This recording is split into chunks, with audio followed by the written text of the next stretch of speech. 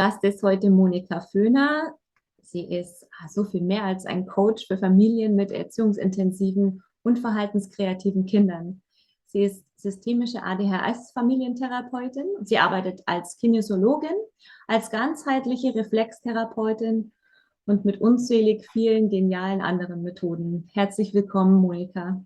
Gibt es noch etwas, was du den Familien da draußen mitgeben möchtest? Eine Herzensbotschaft oder etwas, was dir wirklich, ja, was da raus muss? Also ich finde, es hat keine Familie verdient zu leiden. Und ich finde, es hat auch keine Frau verdient, hilflos zu sein. Und oftmals ist es aber genau so, dass wir Frauen hilflos uns fühlen. Und damit das nicht so bei euch ankommt, habe ich mir überlegt, ich gebe mal hier meine besten Soforthilfestellungen an alle Leute weiter, die gerne mal ausprobieren möchten. Darf ich, Lena, oder nicht? Yes, please. Unbedingt. Okay. Also, wenn jemand kommt und und du fühlst dich irgendwie komisch, frag dich erstmal, kommt das jetzt von mir oder kommt es von woanders? In 90% der Fälle kommt es von woanders. Und dann einfach zurückschicken. Und du merkst, wie du sofort freier wirst. Wenn dich jemand beschimpft und sagt, dein Kind hat aber, ne, und dein Kind ist aber so böse, dann hat sich bewährt, das ist aber eine interessante Ansicht, die sie da haben. Und nichts weiter sagen. Was macht das mit dir? Es geht dir nicht in dein Herz hinein. Du lässt es weiter außen stehen und sagst, jo, interessant, aber es muss nicht gleich was mit mir zu tun haben. Ne? Also es schützt auch wieder deine Aura. Bei Schulproblemen sehr, sehr oft, dass die Lehrer die Probleme, die sie mit dem Kind haben, an die Mutter weiterträgt. Da hat sich bei uns bewährt, dass wir in solche Termine reingehen und einfach zurückfragen, was schlagen Sie denn vor bei diesem Problem? Sie sind doch die Fachperson. Was haben Sie für Ideen? Und wenn man das eine Zeit lang macht, dann merkt der Lehrer, ah, ist ja mein Problem, ne? Muss ich mir ja was überlegen, ne? Und das heißt also wieder, dass die Mutter nicht zur Exekutive der Schule gemacht wird, sondern dass das Ding wirklich in der Schule bleibt, weil das ist eine Sache zwischen Schule und Kind. Mhm. Wenn die Mutter anfängt, da mitzumischen, dann hilft sie keinem. Sie untergräbt die Kompetenz vom Lehrer und sie erlaubt dem Kind nicht, sich sein Feedback zu holen, was wichtig ist. Ne? Also jedes Kind braucht Feedback von überall, nicht nur von der Mutter. Für die Mutter ist es meistens taub. Ne? Also wenn der Lehrer was sagt, dann hat das schon mal 10-mal mehr Gehör, wie wenn die Mutter das sagt oder wenn ein Mitschüler das sagt. Ne? Und wenn alle das Gleiche sagen, dann kann es umso schneller lernen daraus. Aber wenn wir uns immer dazwischen werfen als Puffer, dann, ja, dann helfen wir niemandem und gehen selber dabei vor die Hunde. Also, Ja. Darf ich da mal kurz einhaken? Es ist ja, so, meine Kinder sind zwar noch nicht in der Schule, aber ich glaube, dass man ganz viel als Eltern auch so mit diesem Thema Schuldzuweisung seitens Schule oder Lehrerschaft konfrontiert wird, ja, dass die Kinder so oder so sind, weil sie haben das ja nicht richtig gemacht. Also sie als Mutter oder so, ne? ja, Oder im Elternhaus läuft irgendwas schief, weil sonst wäre das Kind ja nicht so. ja. Ähm, ja, wie kann ich da jetzt, um das nochmal drauf einzugehen, wie kann ich da jetzt durchlässiger werden? Klar, was schlagen Sie vor? Oder das ist aber auch nicht so. Meistens berührt es einen ja doch, ne? Ja, also oftmals ist es so, dass bei meinen Eltern dann quasi, wie hat eine gesagt, da saß die kleine Sandra und hat geweint. Das haben sie mit mir auch gemacht. Ne? Also da war dann gar nicht mehr die Mutter gesessen, sondern da war das kleine Kind von damals gesessen, vor seinem Lehrer, das auch schon das alles angehört hat. Okay, Da war dann etwas, wo wir weiter arbeiten konnten dran. Aha, das heißt also, da gibt es noch Schulthemen, die schauen wir dann kinesiologisch an und lösen sie auf. Ne? Mhm. Und was war dann das Ende vom Lied? Ja, also sie haben immer noch das eine oder andere gesagt, aber Monika, das macht mir nichts mehr aus. Super. Ja, und die Lehrerin, der habe ich gesagt, sie soll machen, was sie will.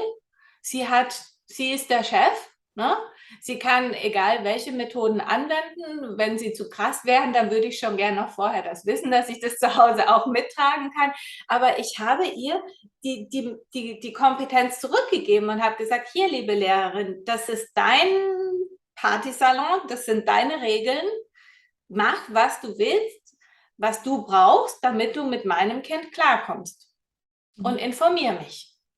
Aber es ist nicht mehr die Aufgabe der Mutter gewesen, weil zum Beispiel jetzt ihr Trauma da jetzt einfach erledigt ist. Ne? Weil da eben nicht mehr die kleine Sandra sitzt, sondern jetzt die Mama Sandra sitzt. Ne?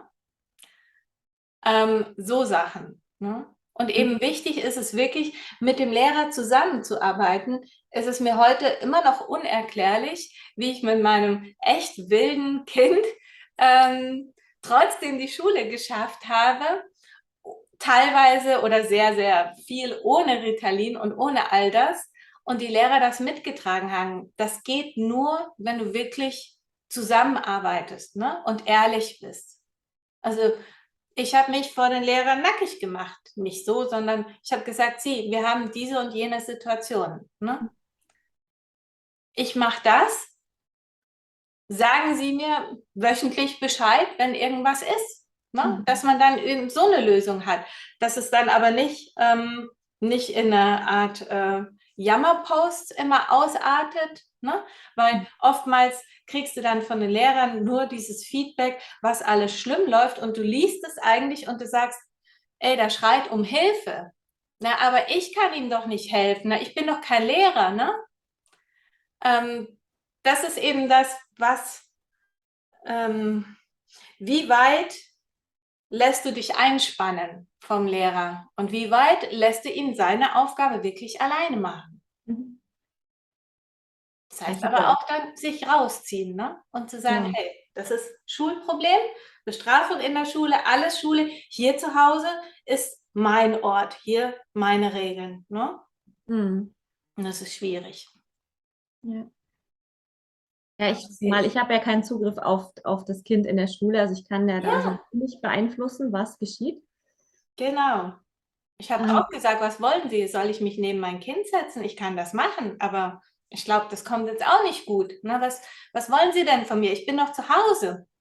mhm. Und mir hat einmal ein Lehrer gesagt, Frau Föhner, Sie müssen nur eins machen. Sie müssen Ihrem Kind was zu essen geben, Sie müssen Ihr Kind lieb haben und Sie müssen einen ruhigen und entspannten Ort sicherstellen, dass Ihr Kind seine Hausaufgaben macht. Mehr ist nicht Ihre Aufgabe. Ich habe es nicht so gemacht, ne? Leider. Ich musste es sehr viel später so machen, dass ich irgendwann gesagt habe, jetzt reicht's. Aber auch das, wir als Kinder, wir haben unsere Sachen alleine gemacht. Was machen wir Eltern da? Mhm. Wir sind keine Lehrer. Wenn wir Lehrer wären, dann hätten wir das studiert. Und selbst dann ist kein Erfolg garantiert. Ja, ich habe genug Lehrerinnen als Klienten. Ja, aber eben, also manchmal habe ich mich wirklich gefragt, so, ich bin doch kein Lehrer, ne? Also warum tue ich das? Wem helfe ich jetzt gerade eben? Ich fälsche die Resultate für die Schule, lasse der Schule den Glauben, mein Kind hat es mehr kapiert, als es eigentlich kapiert hat und schwäche die Position vom Lehrer, weil mein Kind sich nicht vom Lehrer die Hilfe holt, die es sich eigentlich im Unterricht holen sollte. Wieder mal, es hilft keinem. Ja. Monika, danke. Ich gehe mal zurück zu deinen Tipps, wie wir weiter noch die Hilfestellung für die Eltern geben können. Ja, also was habe ich hier noch? Also genau, wenn ein Kind auffällig wird, dann will es uns was zeigen. Die Frage ist, was will es uns zeigen? Was läuft nicht gut? Ne? Das müssen wir herausfinden. Und nicht auch, mein Kind hat schon wieder das und hat schon wieder das und hat schon wieder das. Und noch ein Tipp, wenn du alles probiert hast die ganze Zeit, warum machst du es dann immer weiter, wenn es nichts geholfen hat? Mach doch mal das Gegenteil. Schlimmstenfalls klappt es auch nicht. Bestenfalls klappt es sogar. Ne? Einfach nur durchs Gegenteil machen. Also das ist so eine Sache, die ich bei meinen Familien merke, so dieses Spielerische, das ist gar nicht mehr da. Es ist alles nur mehr verkrampft und es muss jetzt sofort, aber das sind noch Kinder. Ne? Ich meine, und das Kind ist ja schon in den Brunnen gefallen, wenn sie sich die ganze Zeit drüber aufregen. Also was bringt das jetzt, das alles immer weiter so zu machen? Mhm. Nix. Nee, aber wir machen es so lange, bis wir so entkräftet sind und irgendwann mal aus lauter Wut entscheiden, nö, jetzt mache ich nicht mehr so. Aber man könnte schon viel früher abbrechen, diese Übung. Und das Ganze wird mehr Spaß machen und sagen, okay, komm, wir probieren mal was anderes aus. Ne? Mhm. Also das würde das Ganze einfach schöner machen. Zum Beispiel, wenn ein Kind immer einem am Po klebt, ne? Habe ich gehört, ich kann nirgendwo hingehen ohne mein Kind. Mein Kind kriegt nicht genug. Wie wäre es mit einer Charmoffensive und zu sagen, okay, du kriegst jeden Abend halbe Stunde nur Mama-Zeit. Das Invest ist eine halbe Stunde Zeit für eine schöne Zeit mit deinem Kind, ja. Aber was kriegst du dafür, wenn das Kind das wirklich kapiert hat, dass es jeden Tag eine halbe Stunde exklusive Mama-Zeit hat, wenn es die halt will, oder Papa oder wer auch immer, dann hast du einen ganzen Tag in Ruhe. Mhm. Mehr Freiraum, ja. Cool. Warum sollte man das nicht machen, ne? Weil man jetzt selber Recht haben will? Naja, gut. Willst du Recht haben oder willst du ein schönes Leben haben? Also manchmal muss man einfach auch kreativ sein. Ist es da aus deiner Sicht auch so, dass gerade Kinder, die jetzt so dieses vermehrte Bedürfnis haben nach Nähe, dass sie es normalerweise nicht erfüllt bekommen? Also das Dasein vielleicht schon, aber wirklich diese aktive Qualitätszeit vielleicht nicht da ist? Ja, das durfte ich schon oft beobachten. Oftmals ist der Grund, dass die Mutter selbst nicht geliebt wurde. Mhm. Und dass die Mutter nicht weiß, wie Lieben geht. Meistens haben sie dann pädagogische Berufe. Aber also, dass dann eine Art Konkurrenzsituation kommt. Wie kann das sein, dass der sich das erlaubt, wo ich mir das nie nehmen durfte als Kind? Verstehst du, was ich meine? Das ist dann noch mal schlimmer. Das Mhm. ist nicht nur, er will was, was ich ihm nicht geben kann. Das ist so, wie kann der nur so frech sein, sich das so laut zu holen? Aber es wird immer lauter. Es wird immer lauter, wenn wir da nicht die Frau in die Selbstliebe bekommen. Da helfen zum Beispiel Herzöffner-Tabletten oder Emotionscode-Arbeit oder sonstiges, um die Frau wieder in ihre Selbstliebe zu kommen, zu bekommen und um ihr Herz zu öffnen. Ne? Das hat dann in dem Fall die Lösung gebracht. Mhm. Gibt es noch mehr Tipps? Oh, was habe ich da noch stehen? Ach ja, wenn dich ein Verhalten von einem Kind wahnsinnig macht, dann ist die erste Frage, mache ich dasselbe? Mhm. Rege ich mich gerade über mich selbst auf? Oftmals ist die Antwort ja. Also, das heißt, dann dürfen beide Frieden schließen mit dem, wie sie sind. Mhm. Und die andere Möglichkeit, die auch sehr, sehr oft ist, nimmt das Kind eben etwas, was ich mir nie genommen habe, was ich nie für mich beansprucht habe, Mhm. dass ich ihm gar nicht gönne, wie ich es gerade eben vorher schon gesagt habe. Ja, das ist noch ein Tipp. Und dann, ja, habe ich noch ein Schattenarbeit to go, ein 1-Minuten-Video. Das werde ich dir noch geben, dass man das verlinken kann für jeden, der das haben möchte, wie du quasi deine eigenen Emotionen selbst unschädlich machen kannst. Super. Genau, Vielen Dank, Monika. gerne. Ja, dann danke ich dir für das ganz offene Gespräch mit dir. So Gerne. alles auf den Tisch gepackt hier, was da so kommen kann und kommen mag. Und ja, wo auch viele drunter natürlich auch leiden. Ja, und dieses Leiden einfach zu verringern, darum geht es, aufzulösen und Lösungen zu finden. Und wo Blockaden sind, auch die aufzugeben. Ja, ich hoffe sehr, dass es vielen, vielen hilft. Vielen Dank, Monika. Danke dir für diesen tollen Kongress.